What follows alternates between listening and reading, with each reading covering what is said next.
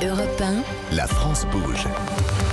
Elisabeth Assayag. C'est parti pour les trophées européens de l'avenir. La France bouge. Chaque jour, elle ou il tente de vous convaincre. Et pour cela, ils défendent leur projet devant l'œil attentif et exigeant de notre témoin du jour, spécialiste en la matière. Aujourd'hui, nous sommes avec Éric Plat, PDG du groupe Atoll. Et cette semaine, nous sommes avec Guillaume Quéroux de la Chambre de commerce et d'industrie. Ça va, Guillaume ? Ça va, toujours. Toujours, vous avez bien étudié le pitch du jour. Je crois que c'est les lunettes de Zach. Ça vous a plu ?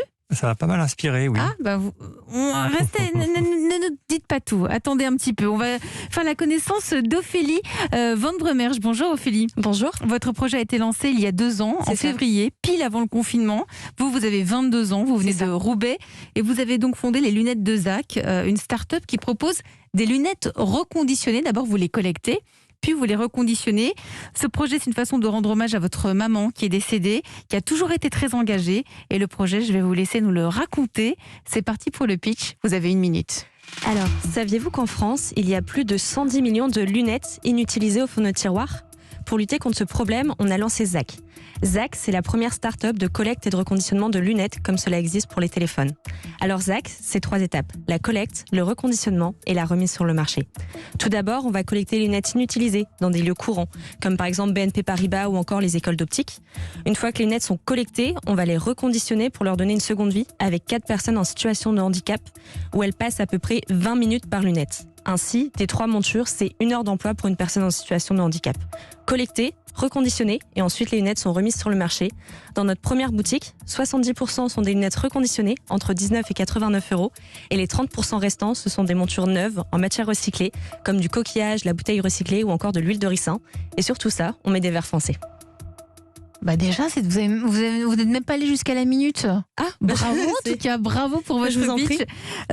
C'est vachement bien, les lunettes de Zach. C'est qui Zach ? Alors Zach, c'était, comme vous l'avez dit en présentation, le nom d'artiste de ma maman. Je l'ai malheureusement perdu pendant mon bac et en fait, elle a été malade de cancer pendant 10 longues années. Et elle avait beau être assez malade, elle continuait de s'engager pour des personnes notamment en situation de handicap comme sa sœur, mais également auprès des enfants pour expliquer que c'était quand même important de s'engager pour l'environnement ou autre, à travers d'œuvres, et elle est signée Zach. Et la beauté dans tout ça, c'est que Zach, je ne sais pas ce que ça veut dire, mais du coup, le nom, ça vous protège, ça vous porte chance et en tout cas, on pense bien fort à elle. Merci donc pour votre pitch. Je me tourne vers vous, Guillaume Quéroux. Vous avez étudié, analysé le projet Les lunettes de Zach. Quelles sont les forces et les faiblesses pour vous ? Déjà, bravo pour votre optimisme et toute l'énergie que vous dégagez à travers votre projet.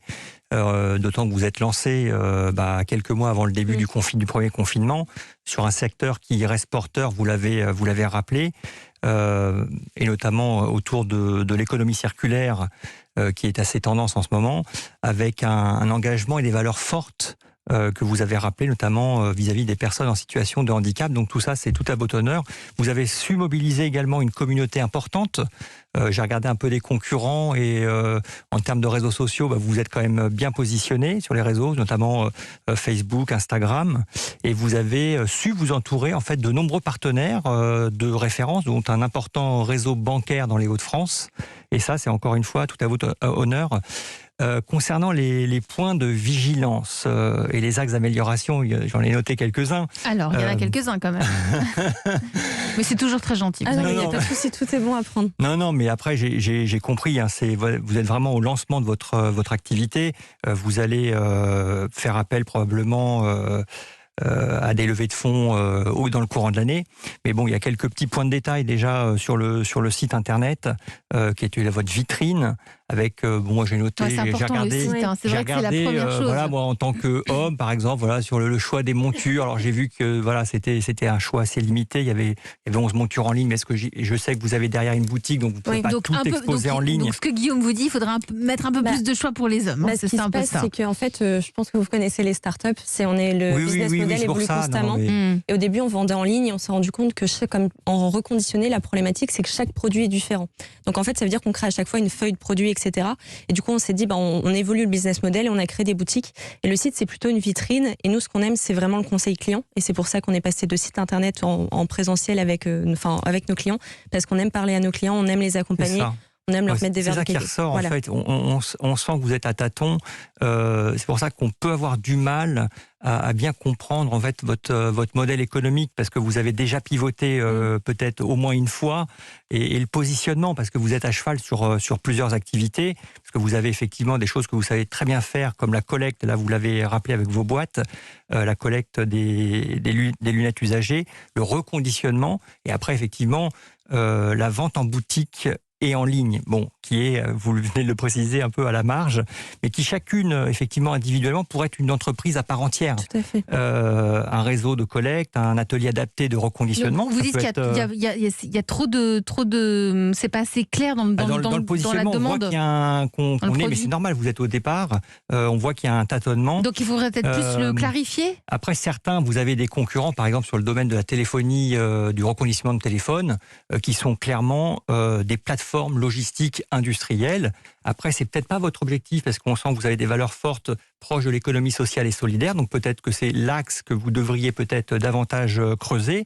Et puis après, vous avez des concurrents qui peuvent être les supermarchés en ligne de produits reconditionnés. Voilà, moi, le sentiment que j'ai, c'est fondamentalement les valeurs que vous portez, qui sont, je pense, finalement l'activité d'entreprise, avec cette inclusion sociale que vous avez vraiment intégrée au cœur de votre projet, et que vous pouvez devenir peut-être soit un supermarché de lunettes reconditionnées, tout simplement, collecte et reconditionnement. Vous pouvez vous positionner aussi comme intermédiaire.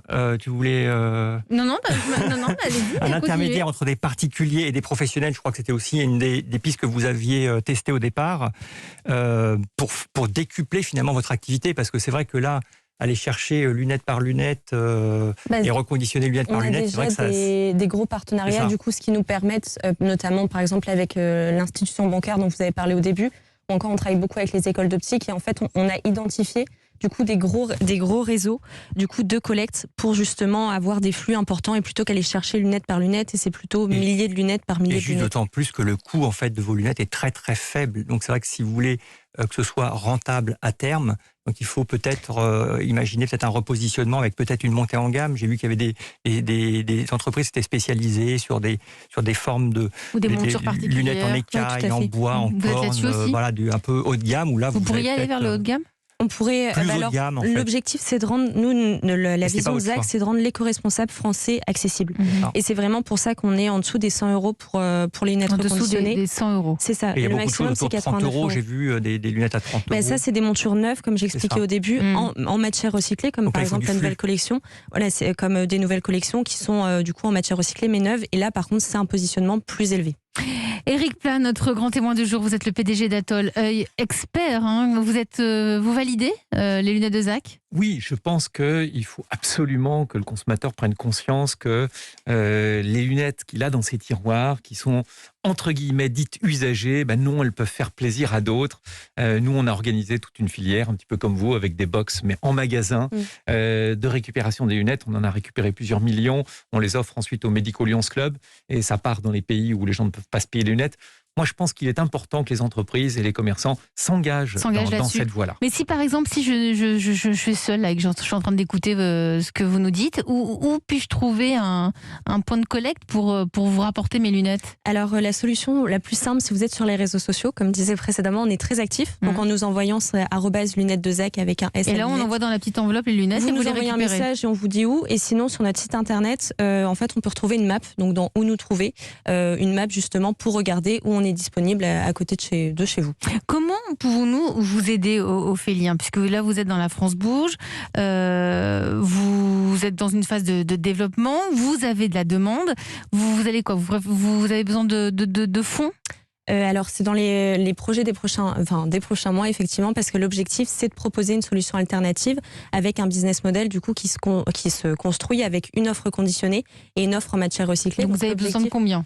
Là, les montants, on est en train d'être accompagnés. Mais c'est le moment de les donner. Ça va être aux alentours très certainement du million pour justement aller chercher le montant nécessaire pour développer l'entreprise.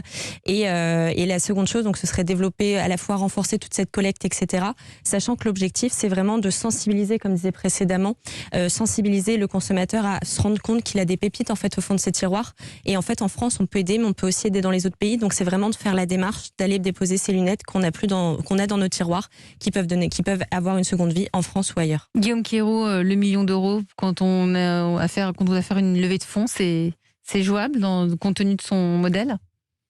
Là, il va bien falloir préciser parce qu'effectivement, compte tenu du fait que vous avez beaucoup de points de collecte, donc savoir en fait ce 1 million d'euros vers quoi vous allez l'orienter. Est-ce que vous voulez le développer vers la logistique, On a différents axes stratégiques. Ça peut être au niveau de la communication, mais aussi pourquoi pas au niveau des développements des magasins.